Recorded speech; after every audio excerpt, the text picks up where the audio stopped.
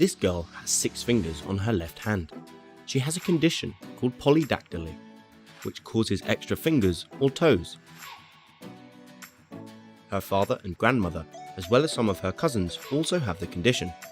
This should give you a clue about how she came to have it. Any ideas?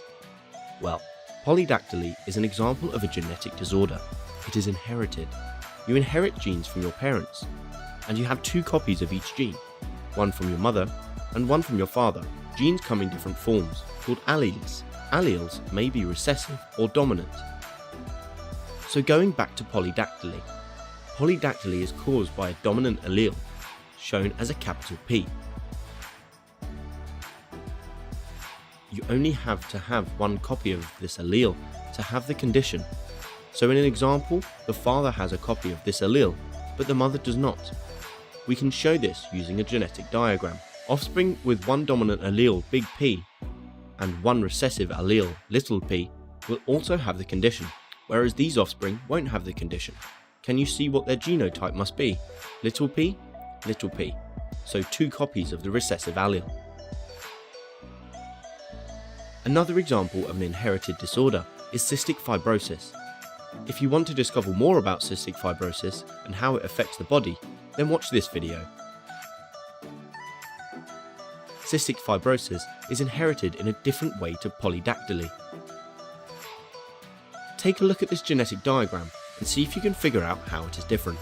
To have cystic fibrosis, you have to inherit 2 recessive alleles. The parents in the diagram are both carriers of the recessive allele, little f. They do not have the disorder themselves, but they could both pass the recessive allele to their children.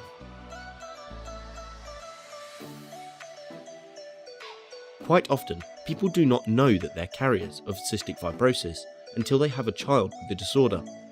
This can be very upsetting, and it is a serious condition. Parents are able to make sure they do not have another child with the disorder using embryo screening. Let's finish off with a little discussion about what embryo screening is. Embryo screening can be used to ensure embryos do not suffer from inherited genetic disorders. To do this, the parents would use in vitro fertilization, which is also known as IVF. IVF is where eggs and sperms are mixed in a dish in a lab outside of the body. Each fertilized egg would be left to grow until it reaches a few cells big, and then 1 cell from each embryo is removed and its genes tested to see if it has a genetic disorder. Only unaffected embryos, a maximum of 2, would be placed back into the mother's uterus to grow and hopefully develop into a healthy baby. There are many issues surrounding embryo screening. One ethical issue is that the unused embryos' potential lives are destroyed. Also, there are social concerns. IVF is not always successful, and this can be upsetting for the parents and their family.